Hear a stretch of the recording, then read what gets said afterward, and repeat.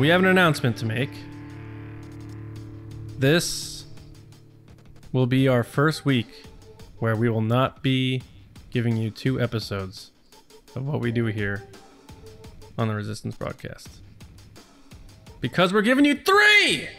That's right, baby! The Mando Fan Show is coming back this Friday. I got you there. People are like, oh my god, they're dialing it back. I can't believe it. Nope, we're dialing it up. Welcome, everybody. This is the Resistance broadcast, our Monday show of the normal podcast. I'm John. Thanks for joining us. James and Lacey with me as always.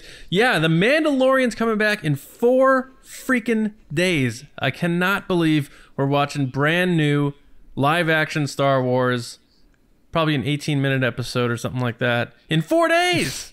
So yeah, we got everything pretty lined up and good to go for the Mando Fan Show. How you guys doing? How was your weekends? How you feeling about Mando being back? I just like that you didn't fully think that out. Because we've had weeks where we did not do 2 episodes before. Like when Mando Fan Show was on last year. Right. But it's been a while. No, I know. I'm just teasing you. Yeah. Lacey, you want to chime in, or how are we doing? I was waiting for James to talk about his new book. I thought that's where that was going, not just a statement based on you not saying the right thing. How you doing, Lacey? I'm good. How are you? I'm good. So, James, we talked before we recorded. You claim that someone has officially created the closest thing to a real lightsaber. Yes. Well, yeah, I guess so. I think he claims that it is officially the closest we've ever got to a lightsaber. He's probably right? I don't even know who this person is. I just saw it on YouTube. Somebody's like, I know that person. They probably follow him. Yeah. He's got a lot of subscribers, I think. But yeah, I don't know what to think of this thing. Just that it was like massively dangerous. He created like one a while ago that was like a really hot pole. Mm-hmm. It just like, heated up and was able to burn through stuff. Right. And people apparently got mad at him, told him that wasn't a real lightsaber. So he did this one that's like... So it was like a really long curling iron. Basically, yeah. And then this new one is like... Also, I think I don't think the pack was like... It wasn't mobile. I think it was just like... It was, Mm-hmm. But this one, like he put it all into a backpack and he connected it so you can like walk around with it. But it is like a massively condensed flame where at the very top it looks like a flame, doesn't look like a lightsaber, but like the rest of it straight up is. And you can add, like he said, you could add particles to it, which only takes like a second. But it will change the color to like red and he was like showcasing, he's like green, blue, purple, red, yellow, white. Like he had all the different colors and stuff. My favorite part of that is the people that were mad at him that his first one wasn't good enough. Yeah. People want real lightsabers so bad, and I want nothing. Like if I saw someone, first of all, I wouldn't even hold one myself, but if I saw someone walking towards me with one, I would run as fast as I could in the other direction. That's scary. It's pretty wild when you think about it. You're like, oh, it's just it's a lightsaber, and yeah, they're really dangerous or whatever. But like when you see the guy holding it, you're like, I don't know that I would ever actually hold a real lightsaber. That's right. Yeah, me neither. Now, there's gonna be like some lunatic who's so obsessed with Star Wars and like Kylo Ren or something that they're gonna try to make one with the 2 side exhausts, and they're just gonna melt their hands off. Which is kind of Star Wars. I don't know that anybody like but this person could do it. He's the only one. Well, I mean, like I'm sure like there are people, but they would have to have like massive incentive to do it. He has like YouTube income. That's what, what I mean, and patrons and other things like that allow him to do those things that really lean into that Hope he has type good of insurance. Video. I mean, like, I'm sure, like, Mythbusters guys or whatever could do it, too. But, like, they would have to, like, I don't know, devote an entire episode's budget to doing it or something. That's insane. Yeah. Yeah, it was pretty wild. So, yeah, and that all came because I got that lightsaber collection book. So we were talking about lightsabers. So, yeah, a lot of that stuff had been coming out sporadically. Did anything in there that you're like, oh, man, all right, this is interesting. I didn't expect it was this, it's definitely a lot more than I thought. Like they were releasing a ton of stuff, and I was like, oh my gosh, man, they're just like, it's another person, it's another person, it's another person. But like, it's probably like 3% of the whole book, you know, with everything they released. There's a lot of people in there, and there's ones in there that I didn't expect, including some characters that don't have images or people, but they have like their lightsaber, because they were like, I don't know, the lightsaber was held in Dr. Afra's hand in a comic strip, but it's like a full version of it. So some of the High Republic stuff is in there, which I know we knew because they released that. But right, yeah, good stuff. Pretty cool. All right, before we get into the Resistance Report, we have some giveaways that we want to announce that we're launching today. I don't know if you guys have heard us talk about this, but jewelrybrands.shop is a site. I'll admit, I didn't really know much about them before we got involved with them. But they have amazing stuff. Like, look at this pack I have, if you're watching on YouTube, from The Mandalorian. They have these giant, like, Millennium Falcon pins. They have ones that light up. All sorts of things. It's not just jewelry, as in the traditional sense. And we're doing a couple of giveaways now. The first one is going to be on Twitter. It's the Mandalorian enamel pin. And all you need to do is look for our tweet at RBATSWNN. Make sure you're following us on Twitter and then retweet that. Don't quote tweet. I know Twitter's all screwed up now where people are like, I don't know how to normally retweet. You just hit the button and don't type anything. Just retweet and you'll be entered to win that. And then we have something for Instagram, right, Lacey? Yeah, so it's a Baby Yoda, the child necklace. And both of these items aren't out yet. So that's the cool thing, is that we're launching this giveaway on Mando Monday, which is the big product launch for every Monday of Mandalorian, but which kicks off today, by the way. So I'm sorry for your wallets. But yeah, so this is one of those items that's coming out very soon, and we got one early. So we're giving away both these things that you can't get yet, which is pretty cool. So if you want the Baby Yoda, the child necklace from Jewelry Brands, you're going to head over to our Instagram at The Resistance Broadcast.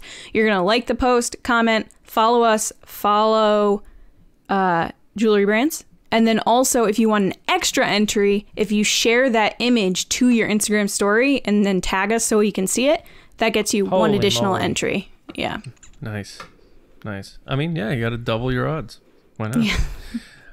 And then also, if you just want to check out the site, because they have original trilogy stuff, Marvel stuff, like not even just Star Wars Solo stuff, yeah. Mm-hmm. Yeah, they have amazing things there. So go to jewelrybrands.shop, and whenever you fill up your cart and you go to checkout, just use TRB as your code in the checkout and you get 10% off. So definitely take advantage of that, because saving money is good, especially as we're approaching the holidays and you got to spend your money on other people. So... yeah, and buy some gifts for people on there. There you go. Good idea. Yeah. All right, so now it's time to get into the meat and potatoes of the show, the Resistance Report. James, what's going on this week, man? It's the Resistance. What's going on this week is a lot of news that has to do with Lucasfilm. Big surprise, right? Lucasfilm, in fact, is... getting a little ahead of the game by bringing in Ewan McGregor to do a little hands-on camera in costume test on the set of The Mandalorian, which kind of came as a surprise to everybody, thinking, so he has already, in a way, like suited up for this show, even though filming is still a little ways away.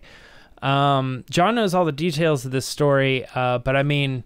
it's just good to know that it's actually happening. John, tell us a little bit more. Yeah, so Ewan McGregor was on Josh Horowitz's podcast, Happy, Sad, Confused. Josh gets all the money guests, always. And he talked to him about his new road trip show, and obviously peppered him some Star Wars questions toward the very end there. And he got him to talk about, the fact that, he's excited about it. They're going to do the volume technology. He's really excited about that. A lot of the stuff that we had heard in previous interviews he's been doing. But one thing he did reveal is that he did a camera test in costume on the set of The Mandalorian. But what I found interesting was he talked about how he showed up and it was like his old costume, say from the prequels. I don't know if it was literally the one, but maybe a one that was similar to it. And Obi-Wan. the OB one, right? Yeah. Yeah. But he said that they did the test, and he did them with Deb Chow, and he's like, Deborah Chow, who's great, who, you know, was a director for The Mandalorian chapters 3 and 7, and she's gonna be directing the entire Obi-Wan series. So that triggered something in my mind. He's like, all right, he went to this set and he worked with Deborah Chow doing camera tests, and then he said we did some tests when it was still a movie. So I'm like, all right, that's another check there for me. So it had me thinking that he did these tests a long time ago. I'm thinking he did these like 2 years ago, because Deborah Chow On the set of the original, maybe season 1. I think he did it during season 1 of The Mandalorian. So because Deborah Chow's not involved with season 2. Now, granted, she could have just visited the set and said, hey, John, you know, let us use the volume. We're going to do some stuff. Oh, yeah, come on in. Wear your mask, please. You know, all that stuff. Can I borrow the volume? Yeah, let me borrow the volume. Flip the switch on. Here we go. Here's the volume. But he mentioned that we did some tests when it was still a movie. And as we know, the Kenobi project was a movie up until very early in 2019, when we broke the story that they were making it into a series on Star Wars Newsnet. So I'm thinking he did this camera test anywhere from October to like January 2018 to 2019. So it's that long ago. So it's funny that Deborah Chow was in the mix, even if they were still developing it as a movie and they were starting to transition it. But it's just funny that he's just revealing this now, and it is news now, even though it probably happened a long time ago. And that's my logical speculation on it. But like it just, the bottom line of it is, knowing that Obi-Wan Kenobi, Ewan McGregor, was back in his robe after 15 years, it really triggered the fact that now it starts to feel real to me. Like, all the reports, all the stories, he's coming back, he's talking about it. I'm like, yeah, I guess, you know, but hearing that he was in costume, something about that, how stupidly simple it is, really made me realize that we're getting it, and it made me more excited. Lacey, what do you think? I'm super excited that Ewan McGregor is talking about Kenobi at any time, because as you guys know, I think he's the GOAT, so I'm just excited that this show's happening. I can't wait to see it, even a trailer for it, anything. So if they release this footage, I think I'd lose it. But I think my favorite thing about any interview with Ewan McGregor is just he seems so delightful to talk to. Like, he seems like a genuinely nice person who just loves what he does and is just a constant positive person, which is always nice to be around, because every interview I've ever watched with him talking about anything, but especially Star Wars, like, he just lights up. Like, he just loves talking about it and loved being Obi-Wan Kenobi. So to me, in this interview, what stood out the most was when he's talking about seeing the robes, he was just like, my God, like, I'm back. Like, I'm actually doing this again. And it just makes me so happy that an actor that cares about a role and a character so much gets to play that character again. And that's just like such a wonderful feeling. And I was smiling the whole time I was reading through this article, because it's just, I'm just so happy for him. Like, from the moment he got to announce it at D23 to now, like, every kind of step along the way where he's given an interview about it, he just seems that much like invested in it as we are as fans, which is really, really nice to see. Yeah. You know, they've been talking, I've been seeing a lot of people saying, what am I referring to? An article or something that was talking about how Lucasfilm's secrecy could be hurting them. Does anybody know what I'm talking about? Anyone see this? No? Is that us? No, I mean, it's definitely something that we have talked about. We've definitely talked about it a lot. Yeah, like it's weird because, like, I think Apple is suffering, for instance, because they are letting too much out there and they're not keeping things secretive enough. But it's so weird because with Lucasfilm, I'm like, I don't understand why you're being secretive. Like, it's such a weird thing. But where this led to is, I was on the same track with you, John. Like, when was this filmed? This wasn't like 2 weeks ago, you know, on the set of Mandalorian season 2. And my thought was they were doing like in camera, in costume tests for this show that's so far away. Like, what are they testing? And I'm like, well, they're probably getting just ideas of like the backgrounds and the visual and, you know, kind of the tone or something. And I'm like, it reminds me of how they used the scene from Rogue One that was just like a lighting test in the trailer. And I'm like, so is there any chance that this footage ever sees the light of day? And I'm like, probably not, honestly. But I can't imagine the footage that just sits around on computers and stuff. That's what I'm saying is I'm like, I'm thinking, I don't understand sometimes why we don't get something that just is like him slowly turning and looking at the camera, you know, or something like that. And it just says Kenobi. What about him just putting his hood on for the first time? Like, wow. That's what I'm saying. Anything like a 15-second teaser that is photo. Just nothing. Yeah, a photo. Especially when straight up. The D23 announcement, bad job.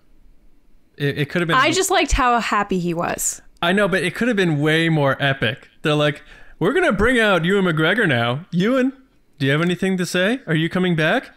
Yes, I am. It's like, that's what you choose to do after all this? Come on. And then you got blamed, John, for, putting out that story. How dare you ruin that announcement?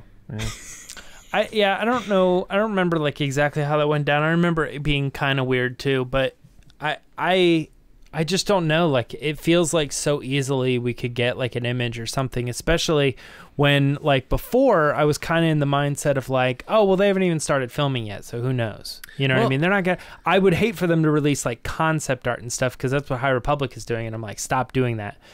But like, they have footage of him in the costume, in the volume. Oh, also like, probably against Tatooine, man, because they had all that. Yeah, that too. Yeah. And so on top of that, how much content have they done since then? I know they're not filming, but like what other stuff? We're talking about a costume first look, that they filmed like 3 years ago. Yeah. Or 2 years ago, I guess. And I don't know, we're just now hearing about it. So like what have they done in that 2 years that could just very simply be an image that they release that say, hey, just a reminder, this is coming. And if you want this, maybe consider getting Disney Plus now. Yeah. We have The Mandalorian coming up, but like also this is coming. There could be... Go ahead, Lacey. The craziest thing about like the secrecy thing is if you look at the exact opposite end of that kind of spectrum of secrecy, if you look at like, and I know this is obviously a toy, so preface it with that, but if you look at what HasLab is doing with the Razor Crest, where they're saying, you guys are the fans. Do you guys want this? Then support it and we'll make it. And they're giving them details along the way of what they're doing. They're giving them like daily updates basically through the whole process. Like, if anything, nowadays in 2020, when everybody's mostly at home, everyone's really dialed in on the internet and everything that's going on, and especially Star Wars fans, why wouldn't you do more update stuff? I mean, and I go back to the whole J.J. Abrams thing where he's like, I've started a Twitter to give you updates. And like, nothing.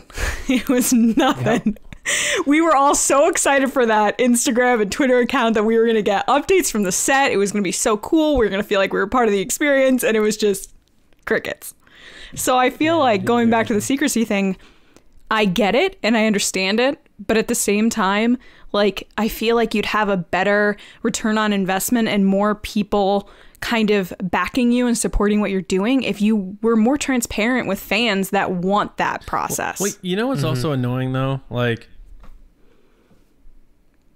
I think of the Snyder Cut too. Like, they're giving updates on that thing. Well, like, so the quotes were very clear in what McGregor said, and still blogs and fan blogs and stuff still messed it up. And they're like, Ewan McGregor will be wearing the same exact outfit in the Kenobi series. I'm like, how did you make that assumption based on him saying he did a camera test wearing his old outfit? Like, they just wanted something to look similar to see how he looks at his age now against the background of the volume.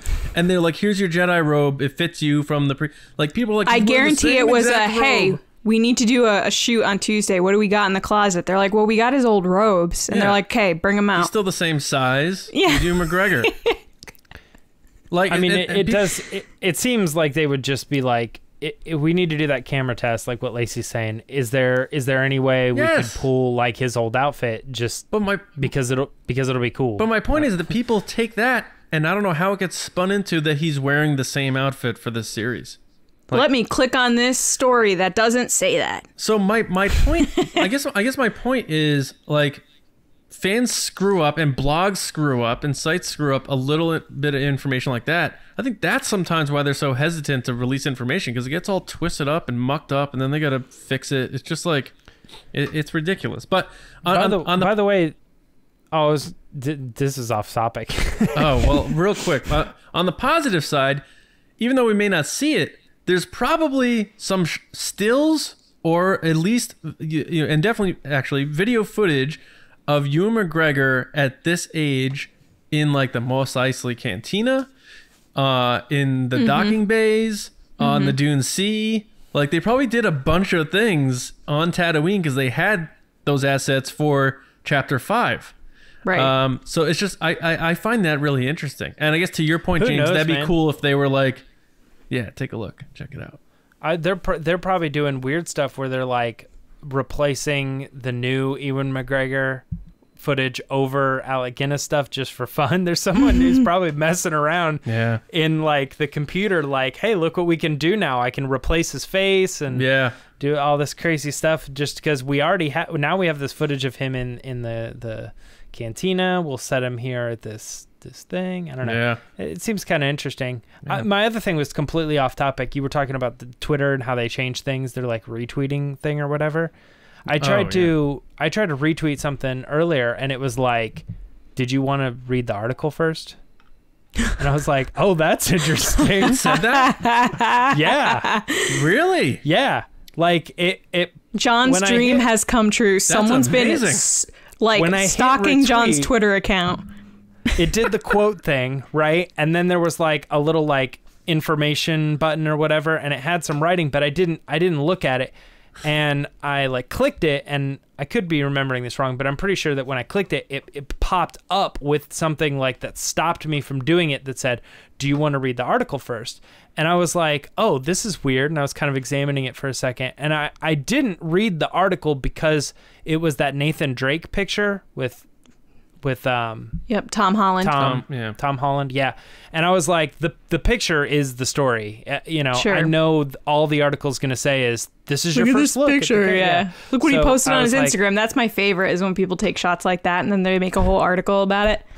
Yeah. So I knew what the article was going to say. That's why I didn't read it. It wasn't like it was actual news or something. But I did think it was funny that it was another way for Twitter to kind of combat like just pushing the retweet button, and then on top of that, like you have to push it again, and it's like, hey, yo, you need to think about what you say. Can they do that for comments too? Because like someone commented under our report about this story about you and. But I don't know how you could stop somebody from being like, do you want to reread the tweet that you are commenting on? I mean, I'm just saying this as a joke, but it's like people will write like they'll question things that the information's either right in the article, so read the article, or they'll say something like comments are always based on the headline. So whatever your headline is, most of the people who comment things are negative because they don't read the article and they just see the headline like, I need to react to this. I would not. Which is hilarious because of all the websites, Star Wars venom Newsnet that I have in my life, I'm commenting here. Yeah, Star Wars Newsnet has the most straightforward headlines of any website. Well, yeah, we don't try to screw around. There's no clickbait. It's literally what the story is. Right. Yeah. and some guy was like, blessing and a curse. I don't believe that this is true. And I'm like, Ewan McGregor said it.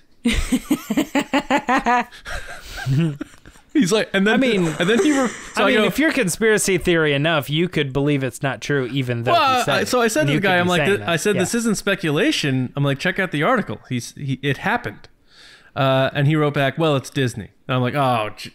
I was like, all right, this conversation ended. Yeah. It's all a lie. Yeah. Well, we're all excited for Ewan McGregor to be returning to Star Wars in the near future. Which moves us on to our next story about, again, John Boyega kind of talking out about Star Wars. And the main crux of the story, I think, is kind of where it started, which was him being asked by Yahoo Online. Is that what they're called? Yahoo Online. Yahoo Entertainment, yeah. Something. They change their Yahoo name all the Entertainment. time. It's Yahoo. And he was asked about the Colin Trevorrow script and if he had seen anything from it, and he jumped on it because this particular person was the first, or this outlet was the first one to ask him about that, and it kind of led into a lot of the things that he's already said before. Like, he felt like his character didn't really have like this big thing to stand for at the end of the film, whereas like Colin Trevorrow's script happened to have this like artwork that was done with it where it's like Finn holding the flag and leading the charge and all this other stuff. So his comments on it basically were just, that would have been dope. Like, it would have been really cool to do that. And I don't, this is a little bit of my personal opinion coming in here. I don't really know if he meant that movie would have been better, or if he was specifically just kind of talking about this one concept or this idea. That would have been dope. It also would have been dope if there was 1,000 other versions of me being able to somehow stand for something. I think his just the problems were the way that Finn was handled here. Lacey, I'm going to start with you on this one, and feel free to get into some of his other comments about, despite all that, still being willing to come back, if Oscar and Daisy were willing as well. So, first of all, I love me some John Boyega. I think he's the most honest person that worked on the sequel trilogy and is not holding back about his feelings of how his experience was, how his character was, etc. And I think that goes back to things that we've said on this podcast before of kind of, you know, the baton being handed off to one person and then to another person, and then people like John Boyega kind of just get caught up in it, unfortunately. But I think, James, going back to what you were saying about you didn't know if he was saying it one way or the other, I think based on his comments made months ago, I think he was saying, like, based on my experience I had, I would have liked to have seen this come into fruition. Like, I would have liked to see this happen. And I'm not movie or the scene? That scene for his character. I don't think he's talking about the whole movie. I think he was talking specifically for Finn. And I agree. I mean, I saw the concept art when it came out just like everybody else, and it is super cool. Like, the idea of a stormtrooper rebellion and this big moment for Finn, and he's leading the charge. And I mean, what a character arc that would have been if that's what he was doing, which he did kind of do in The Rise of Skywalker, but not to this scale, which any actor is going to want the biggest, best part, obviously. The one thing that kind of made me sad was when he said that he didn't know if he'd come back. Like, he's like, yeah, my character's alive, I guess, but like only if Daisy and Oscar want to do it. And as we know, Oscar is only going to do it if he gets a house, and then Daisy's kind of like very quiet, hiding out in London and New York, apparently. I think London, actually. But yeah, I mean, I applaud him for being honest and sticking to what he said in the past and how he feels and what he believes in. It just makes me sad because I really wish that all actors kind of had the attitude of Ewan McGregor, who really wants to be there and really wants to come back and is so excited to play his character again. But at the same time, I understand it because John Boyega's had a very different experience than Ewan McGregor. So it's kind of up to him, but I really hope he does come back. I think Finn has a lot of potential in future movies to be a Jedi and use Force powers and all this other stuff. That would be really cool. What do you think, John? Yeah, it's tough because anytime these types of interviews come up, it's you know, it starts fires in fandom and it leads to finger pointing. This is Rian Johnson's fault. This is J.J. Abrams' fault. This is Disney's fault. Disney ruined Star Wars. All that stuff comes up again, and it's ripping off that scab that everyone's desperately trying to get over so that we can, keep enjoying the future of Star Wars and not muddying the future of Star Wars with the cloud of people's baggage over this trilogy, which I personally don't have. I liked all three movies. I think with Boyega, it's like this matter of circumstance. Like, he's danced around it a lot, but he really did not like what happened to Finn in The Last Jedi. He's been, without directly saying I didn't like it, he's been pretty clear about it. And I can't blame him for that because he was sent pretty much on an errand for most of the movie, and his arc in that movie is pretty much the same arc he had in The Force Awakens. So I realized that I needed to come back and fight for my friends and stuff. So I think it takes you to the Rise of Skywalker, and the Trevorrow aspect does sound cool, the Stormtrooper Rebellion, but how do you make that happen in a third movie without removing Finn once again from his friends and him doing all of this over here, unless you're going to bring Poe and everyone with him, and then all of our heroes are going to be spent freeing Stormtroopers for the movie? So I think JJ chose the relationship between the characters over you go do this, you go do this, you go do this. It's like they ran out of time. They ran out of time because they should have made 4 movies. They were separated in the second movie, all 3 characters. So in order for you to believe that these 3 people care about each other, they had to spend a lot of time together in the final one. And I think JJ understood that. And maybe people's having a bigger epic story of their own was sacrificed because of that. But I ultimately think JJ made the right choice there. But if you ask JJ right now, would you have wished you were able to do something bigger for Poe, for Finn, for Rose, for whoever? He probably would have said yes. Because, JJ said, like, whoever criticizes the movie, they're right. But, he had to make one movie to close it out, and that was the deal. And I agree. Maybe if they were able to, get Disney to agree to do part 1 and part 2 or something like that, and, like, get enough with this trilogy stigma. Like, I'm so tired of, like, trilogy. It's like that. Like, come on. Yeah, it's like when in school, I don't know if you guys ever did this, you teamed up with 2 or 3 people and you wrote an essay, and the first person wrote the first part of the essay, and then the second person writes the second part of the essay, and then you have to finish up the essay. So you can't go back on the argument that's been made in the first and second parts of the essay. You just have to finish it up. That's basically what happened with The Rise of Skywalker. And I think once you take that step back and realize that they weren't going back on things, they were building on the things that were set up, and in a way, the characters went on their trajectories they went on because they had to, because it's what made sense. And one last thing, James, I'm sorry. Sure. He does bring up the fact, or he's asked about the fact that characters in Star Wars of color are late in the game, aside from like Lando in the original trilogy. In the prequel trilogy, there really wasn't any. And Finn was shot out of a cannon in TFA, even though we all knew he wasn't going to be the Jedi and Rey was. I don't care who you are. You saw the writing on the wall. He had a big, massive role, and he kind of took a back seat. I feel like Oscar Isaac took a back seat in the second one for the buildup of Rey and Kylo Ren, who happen to be 2 white people. So I see on the optics of it, how he and people who he represents would be upset about that. I don't think this was some deliberate choice of Rian Johnson, like, let me get the 2 white characters. I don't think Rian Johnson's not like that.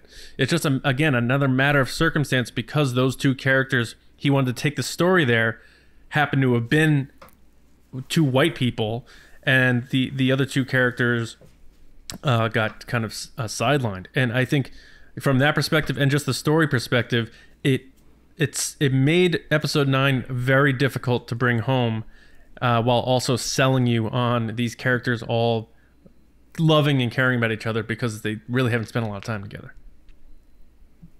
My comment earlier was just going to be that I kind of am glad that they did stick to the 3 film thing. I wouldn't have minded longer films, but I would have not liked it if they did 4, 5, 6, 1, 2, 3, and then 7, 8, 9, and also 10. Like that, I think that would have just been weird. Now I don't care from now on. Give me series, give me 1 and a sequel, and that's it. I don't care. I just I do feel I would feel weird if it was like, I mean, we joked around it like 9-1 and 9-2, 9A and 9B. Like, well, it's because of like an Endgame, basically, Infinity War type thing. I mean, 9 and 10 would have been fine, though. There's no precedent for that, Right. 1 to 10, right there. There's your saga. Yeah.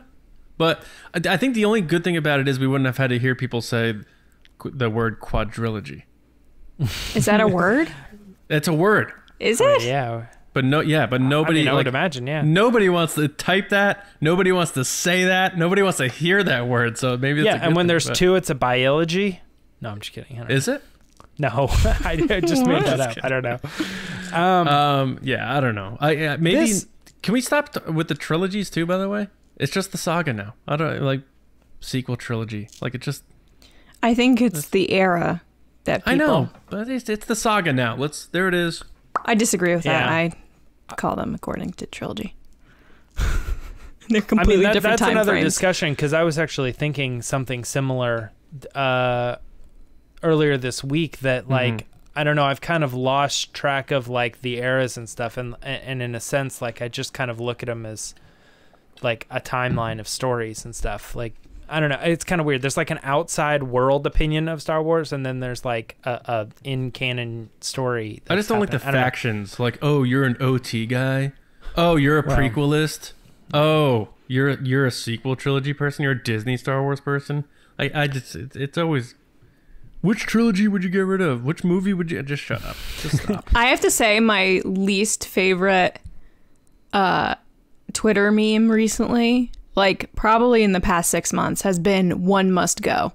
I hate it. I hate that. Get that out of here. That's what's got to go. Yeah, you're not like, nothing good is coming of that. Yeah, just stop. And then you're like, well, nothing's going, so just shut up. I hate it.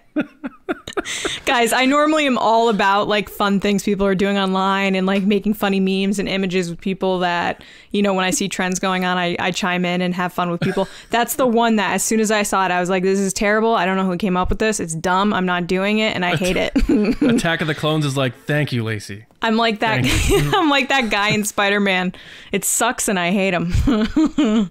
Yeah. Who's that? Jonah Jameson? No, it was actually, what's his name? I'm blanking right now. Jim Norton. Is that an actor? Mm-hmm. He's a comedian. He played the guy in Spider-Man that says, he sucks and I hate him. I don't like this story though, just in general. It's nothing against, I don't think it's anything against John Boyega, although I wish like what you guys had talked about earlier, I wish he was more excited about it and stuff, but I guess there's no problem inherently with him saying, I wish this would have happened, or I didn't like how this was handled or anything like that.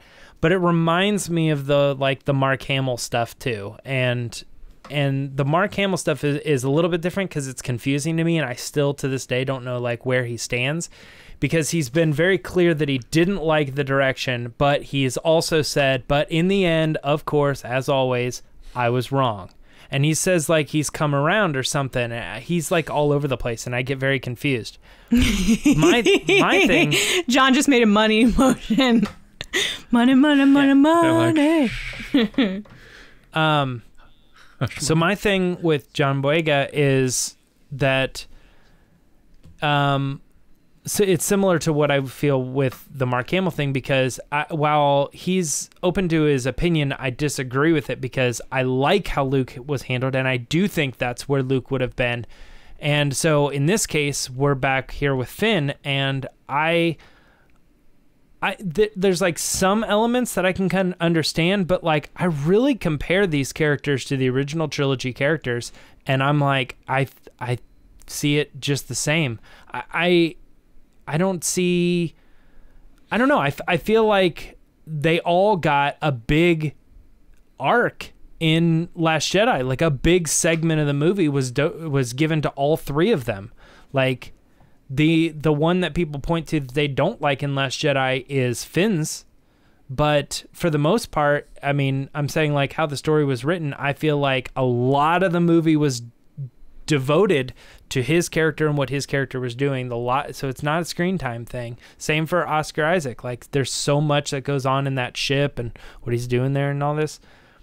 And then when you get to the end, I'm sitting there and I'm thinking, like I compare Finn to Han Solo, for instance. Like Han Solo had a pretty significant role in the first one, and then they really dove into his personal character, but it really didn't have a whole lot to do with like the bigger everything. It just was kind of a personal story.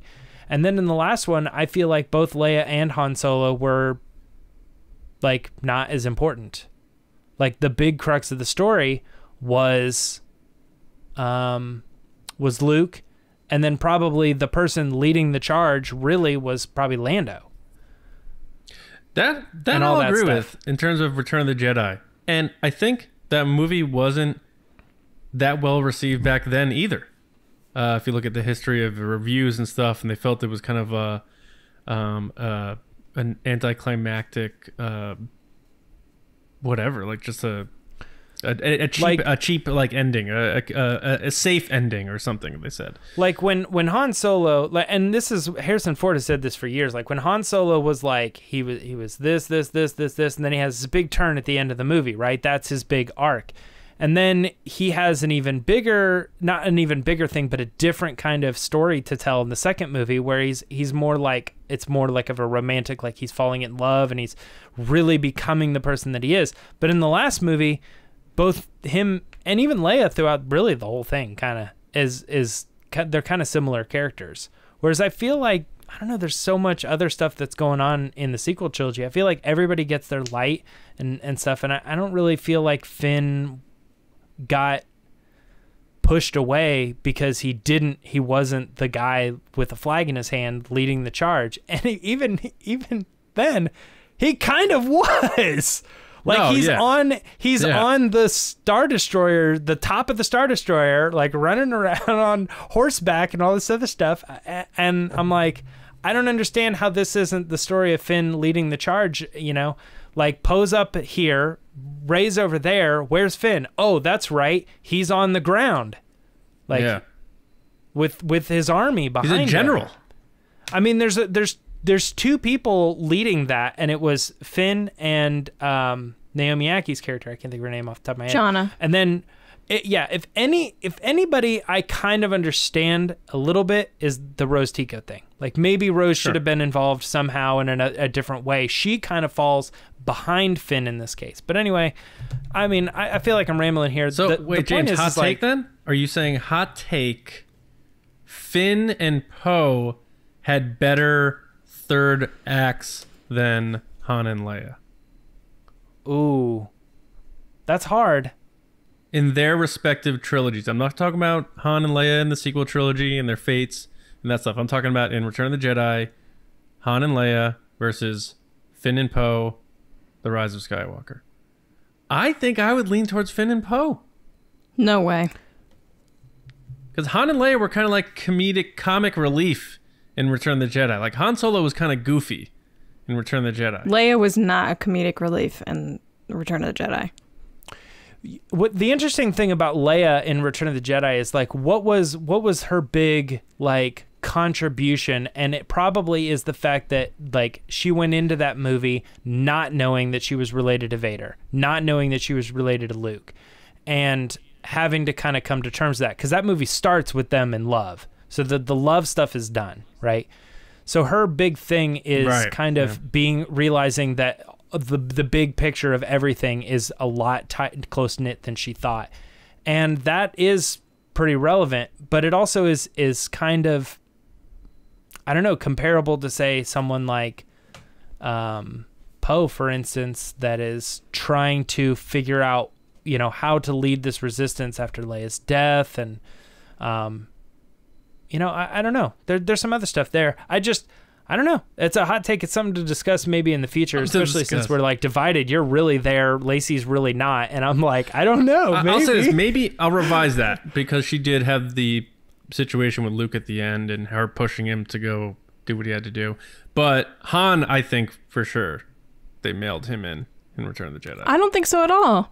New Hope, I mean, he's like this jaded guy. He's got an attitude. He's terrible. By the end of the trilogy, he's this loving, caring guy willing to always do the selfless thing. But we're talking about just the one movie. Yeah, that movie.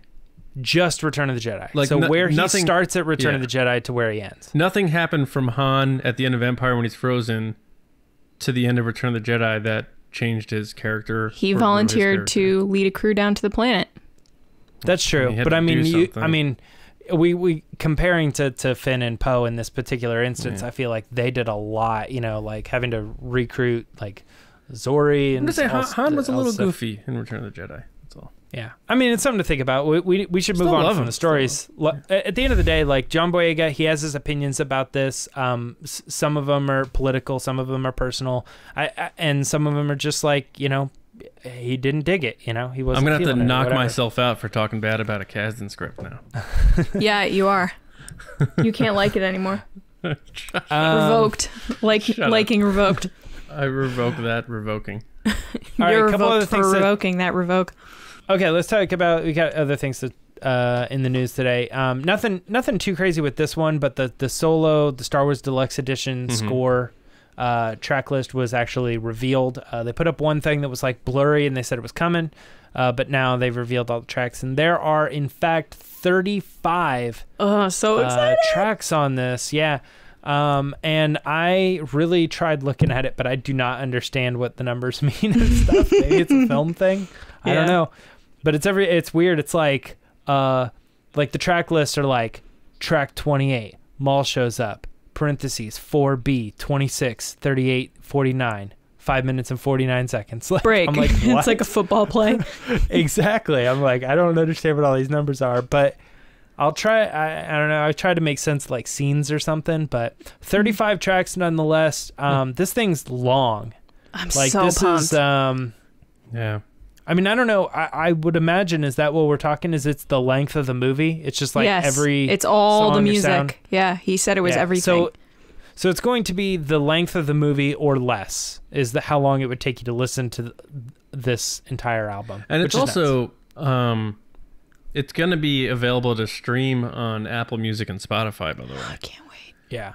Which, really? I didn't know that. That's cool. Yeah, John Powell confirmed that in the comments. And by the way, again, another post where he's just humming in the Make Solo 2 happen. And he tagged hashtag. Disney and Disney Records and all these Disney things. And he's like, by the way, hashtag Make Solo 2 happen. And listen, like, this. I'm not saying this is a sign that they're going to make more Solo, but the fact that they're like, yeah, we think this is a viable product to make a deluxe version of this soundtrack and this score and release it and make it and make marketing for it and make a packaging for it and make this deluxe product. It's like they're probably going to market this better than they marketed the movie at this point. They're going to make have. money just for Chicken in the Pot featuring the two people that sang Chicken in the Pot. Yeah, for sure. I saw that and I was like, yes. It's going to be on repeat. Victory's mine. The other thing that's cool with it coming to Apple Music too. I can check out some of these tracks now. Is the Frank Oz? Yeah, the Frank Oz is returning to play Yoda once again. This came with the new trailer for Tales from Galaxy's Edge. It's like a Oculus Rift or VR experience. I don't know if it's Oculus or not, but it's kind of one of those deals, and it looks pretty interesting. But they keep dropping bombs on new people who are like reprising their roles as specific characters and stuff, because Anthony Daniels was fairly recently too, and now Frank Oz. Nobody can do Yoda even close to Frank Oz. I know people give credit to, was it Tom Kane and other people, and yeah, Yoda is the Star Wars character. Yoda is like the Christopher Walken impression of Star Wars characters. Everyone thinks they can do a Yoda, just like everyone thinks they could do a Christopher Walken. Can you do one? Like in Superbad, it's like they're like a Christopher Walken. Master. No, Yoda.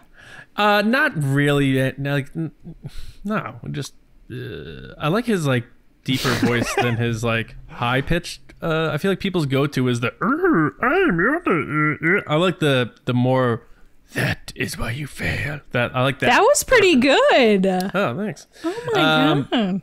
But Frank Oz, like, you got to get Frank Oz to do Yoda. Like, everyone else, you can tell like that's not Yoda. Like, even the cadence of the Yoda in the Clone Wars, it's almost like he's doing like poetry. It's like, and then you will go, and that's where you will be, because I am Yoda. Yeah, it's like when James Arnold Taylor does Obi-Wan. Like, you know it sounds like Obi-Wan, but you know it's not Ewan. Right, and he does a closer Ewan McGregor than people do a Frank Oz Yoda. But James, what was that look you just made? I don't know. If the movies weren't as like well known for like I know we do the quote game or whatever, but like the music and everything else, the tonality of everything, I would love to do like an actual game where it's like you hear a voice actor and then you're like, is it so and so or so? I think that's James Arnold Taylor, you know?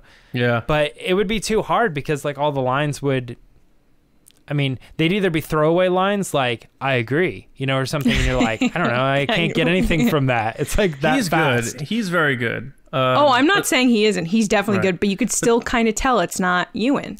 The Yoda thing, it's just you need Frank Oz. And I know he's like 75 now, but he probably do it from his house at this point. And it's just a feel-good thing to know that Frank Oz is back, because a lot of the other characters he's done with the Muppets and Disney, he doesn't come back to do anymore. But something about Yoda and Star Wars, he almost feels, I don't know what the devotion is to it, but because he's not even as closely connected. Whereas with the Muppets and stuff, he was right alongside Jim Henson building that brand. Whereas with Star Wars, he just came in because Jim Henson suggested him as the puppeteer, and then he wound up doing the voice. Mm-hmm. But for some reason, maybe it's the money, I don't know, but he's always down to come back and do Yoda, whereas other people have gone on to do Grover and Cookie Monster and Fozzie and all of his other characters. So cool. I mean, if I got roped into Star Wars, I'd be willing to come back no matter what. Right. Yeah, but don't you think like the Muppets were like, hey, Frank, why don't you come in and we need you to do Miss Piggy on this new Muppet show? I don't think he agrees with what they've done with the Muppets. He's been pretty vocal about that. Oh, really? Mm-hmm. Interesting.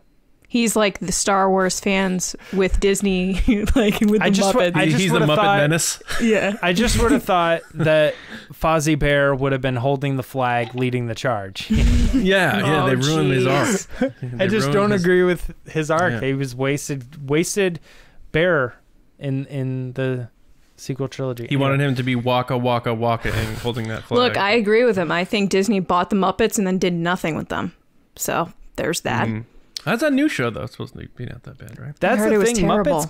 Oh yeah, Muppets always come back and they're like, they're bringing him back. Here it is, and then like nobody watches it. But yet they try to make him too hip. It doesn't need to be hip. It just needs to be the Muppet Show. Oh, didn't they try to do like the Office version? Yes, of the Muppets? where like Miss Piggy and Kermit were like not together, and she was with other people, and like he was all depressed. It was really weird. I was like, stop. Jim Henson would hate this. There's a newer one it's more of like the old Muppet Show, right? I don't know. Yeah, on Disney Plus. Yeah, that's coming. I think. I don't know. Who knows? Give me like John Denver Christmas Muppets. Like that's what. That's good. That is very good. Yeah. Yeah. I don't know. All right. I like the Muppets. Me too. But I don't watch any new Muppets, so I don't know. Mm-hmm. Okay, that's it for the stories of the week. Lacey, let's do Patreon Pod Race. Yeah, so guys, it's time for the Patreon Pod Race.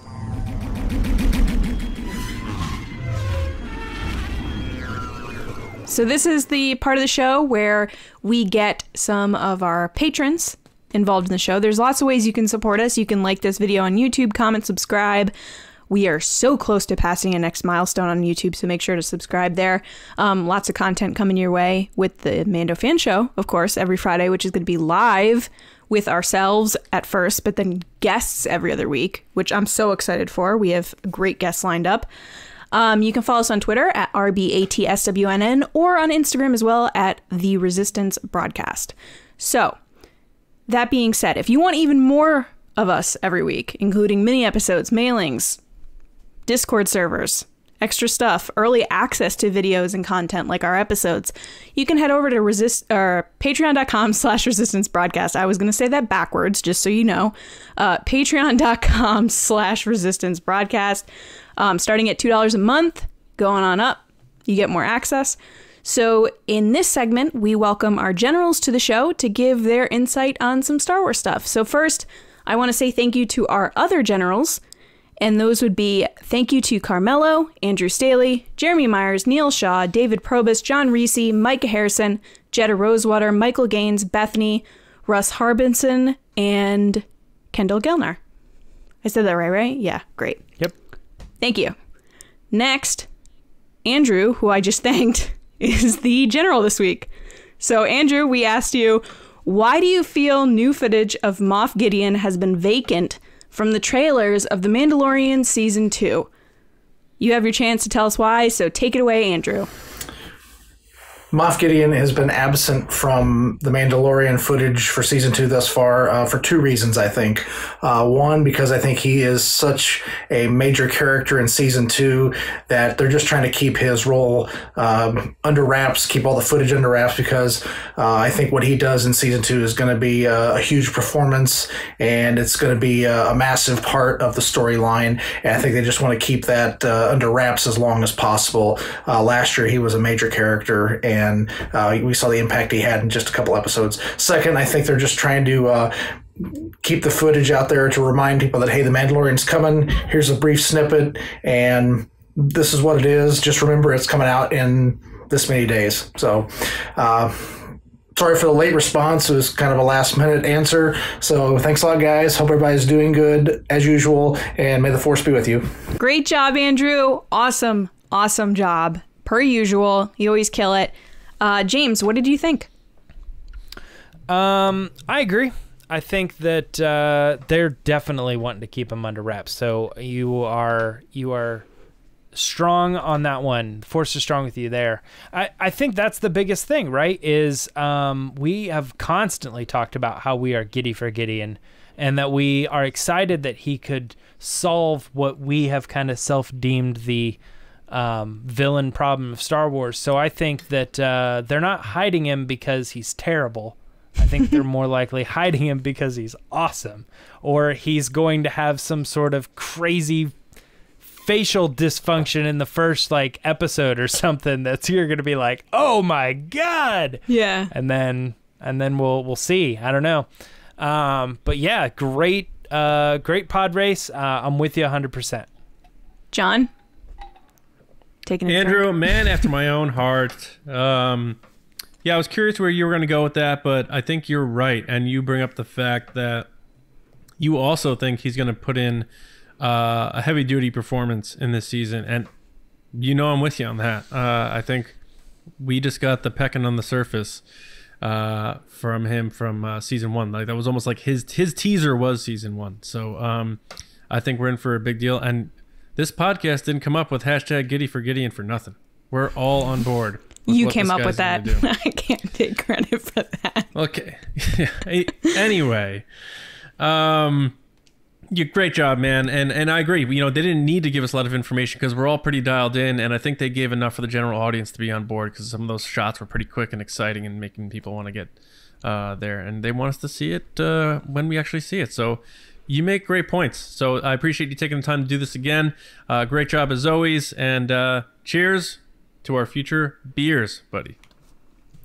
Andrew, you did such a good job. I agree with you too. I think the performance we're going to see this season is going to be epic from Giancarlo Esposito. I could see him being up for an Emmy, honestly, with the performance he's going to give, because we're just going to get that much bad vibe energy from him, which I love. Give me a good villain any day. But yeah, awesome job. As always, you kill it every time. So thank you so much for your support, and thank you everybody else. We're now going to head into Ask the Resistance with John, where we're going to hear from the other part of the community. John? I've been wondering, what are midichlorians? Yeah, Ask the Resistance. So if you ever want to send in a question for us to discuss on the show, whether it's a funny question, a serious question, kind of one that makes you think, use Twitter and use hashtag Ask the Resistance, or you can email us at resistancebroadcast@gmail.com. But we have 3 on the docket here. The first one going to Lacey from Darth Rosie, actually one of our patrons. What is going on? Will there be more than one Star Wars show running at the same time within the next 5 years? So something like one of the shows puts an episode out on Tuesday, another one puts it out on Friday. What do you think, Lacey? Hi, Darth Rosie. How are you? Hope you're good. No, you can't respond to me, but I'd like to think that you were like, I'm great. Yeah, so I'm going to use my marketing hat right now. And I would say that they will not ever do this because they want to stretch out their content as much as they can and keep you around and get eyes on stuff. So they're never going to double up on content because they can just have you stick around on Disney Plus 2 months later, or 6 months later, or a year later. Plus, they make full calendars of their content. They might push up something or push back a project, but I don't think they're ever going to run 2 shows at the same time like this. I think it would just kind of hurt them to do that, because then you're not sticking around. Plus, you don't want them to kind of cannibalize your audience and have people being, paying attention to one thing and not the other. You want people all in one place, all the focus on the same content that's coming out. So that's my answer. Agreed. All right, good stuff. James, John, look at this. John Reese. John S. Reese on Twitter.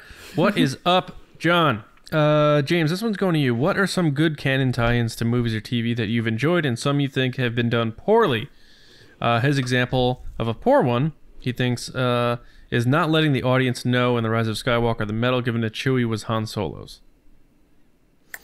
So this actually came up. I saw this before. It said Ask the Resistance, but I think I was like kind of aware of it. And I was kind of talking to him about some of the stuff beforehand. But I didn't really give my answers. And I'm not even sure if I'm still not even sure if I'm answering this question correctly. But the way I'm taking it is things that happened in canon that later like tied into a bigger property like a live action or a movie is the way I'm going to take it. And I came up with a couple that I liked and a couple that I didn't. Actually, just one really big one that I didn't, but I don't like to talk about the negative stuff, so I'll throw it in there. But one that I did really like is Ahsoka and Kanan appearing in, even if just not their voices, in The Rise of Skywalker. I think that, to me, was like one of those things where like the movie or the live action property was aware of the lower canon, and they raised it up. And I think, some of my other examples fall into that category too. For instance, like the Darksaber showing up in The Mandalorian, you know what I mean? That's something that comes back to this other lore, and it gets elevated later in the properties, and that is a good way to have a canon tie-in. These stories are important, and we're going to show you why, and they lift it up. One that really sticks out to me, and this was, they did the Resistance Reborn book, and Wedge Antilles is a huge part of that book, and they tie him in so perfectly with other characters from the Aftermath series, and obviously Snap Wexley, who first appeared in... Well, actually, no, I think he appeared in Force Awakens, but then in the Aftermath stuff. But anyway, Wedge Antilles, big, important character, and you really knew that he was going to have a big, strong point in The Rise of Skywalker, and I feel like they butchered it. Like, he shows up for a quick scene, like one line, and it's throwaway, and I feel like if you're going to elevate any of the smaller canon and bring it up, that was a really good opportunity for them to, I don't know, like elevate that character and really like bring him back, because there's nothing to lose. The ships too, you had said. Trilogy character. Like with... Oh yeah, all the different types of ships and people, yeah. Yeah. So I'm not a fan of that. I think that was not handled very well, and that they should have given him a little bit longer and a little bit more effort, or they should have had him earlier in the movie, maybe deliver some lines, and then when we see him later in the cockpit, it's like, oh yeah, there he is again. Boom, Mm-hmm. It would have been so much better. To wrap it out on a positive note, though, Maul at the end of Solo. Big, awesome canon tie-in. Absolutely. Thank you. Solo is great for that on a bunch of different counts, but I think that counterbalancing the fact that you had a movie character that should be there and is exciting with the Wedge thing, and they didn't do it, they have a character there that makes no sense to the casual fan, and they said it fits the story, it makes the story better, and there's stuff that's going on that you don't know about, but it's happening within Han Solo's world, so it's got to be there. And so that's another like tie-in to me that I think was handled like perfectly. Right on. All right, crazy. Last one here, Jay MacArthur at Sandwich Guy. Jay, what is going on, Jay? Still want my sandwich, Jay. Still waiting on the sandwich. Was it a sandwich or a shirt? I don't know. We originally said send us sandwiches. I want a sandwich wrapped in a shirt. How about that? All right. Jay, you asked, I know you're always concerned about it, so do you think... I asked this towards me, actually. I know you were always concerned about it, so do you think that the Kenobi series will somehow devalue Lord Vader, maybe showing him be a little sentimental about his past and his old master? I don't think they will. If Vader shows up in this, he's going to be very A New Hope type Vader, kind of like the Rogue One type Vader that we got. I think where you're going to get that emotional weight regarding Vader is going to be from Obi-Wan. So you're not going to see Vader being like having monologues or like having side stage pieces where he's delivering his sadness or anything like that. I think it'd be cool if you saw them both in the same place but kind of just miss each other by a little bit but sense each other. I don't think they should cross paths, but it would be interesting to see Obi-Wan reflect after seeing Vader do something from a distance.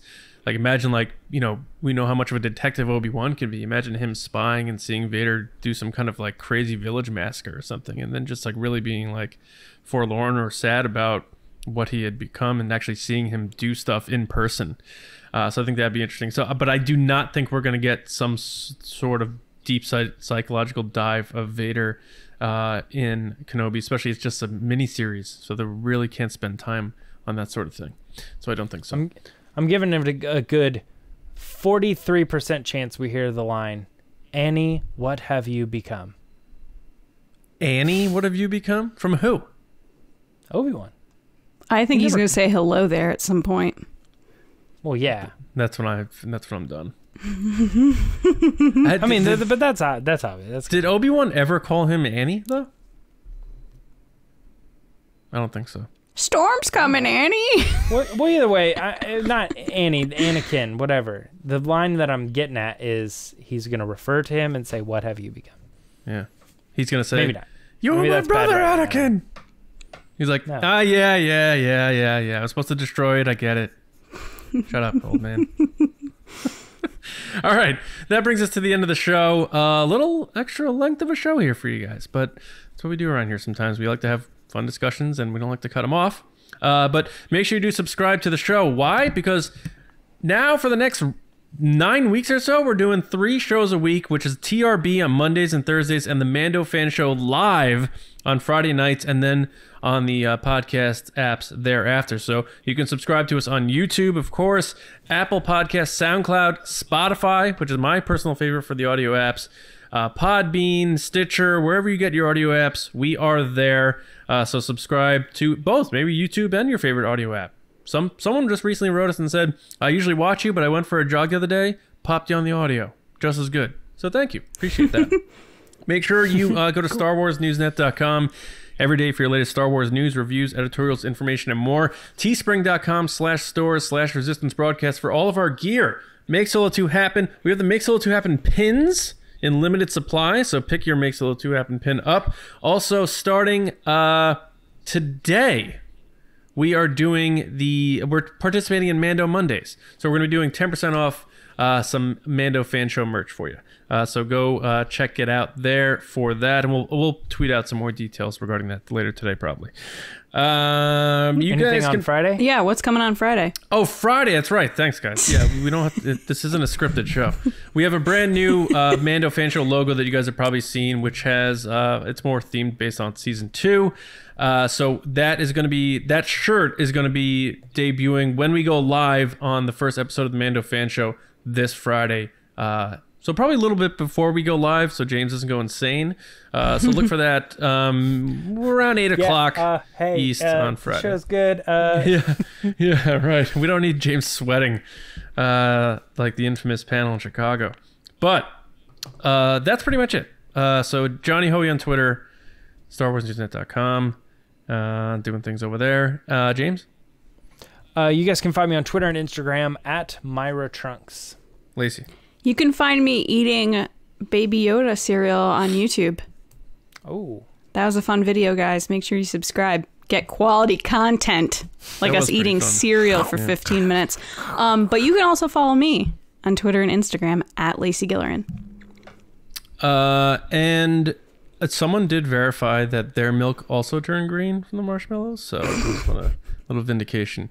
So how about bad green milk is the word for this episode. So if you want to comment with bad green milk, that means you watched to the very end of the show, and that means we love you. Bad thala-siren milk. Right. Yes. Who everyone thought was a Sith Lord.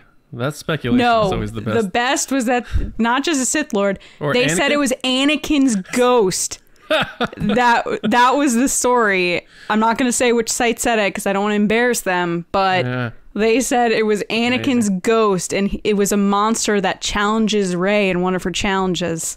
And then, surprise, it's Anakin. It was ridiculous.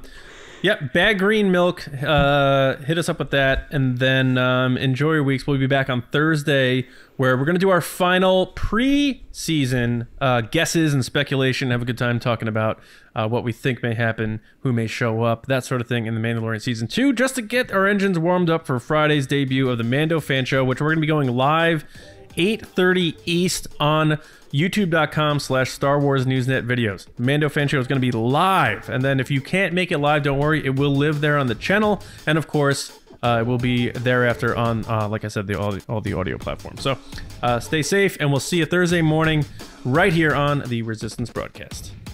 See you around, kids.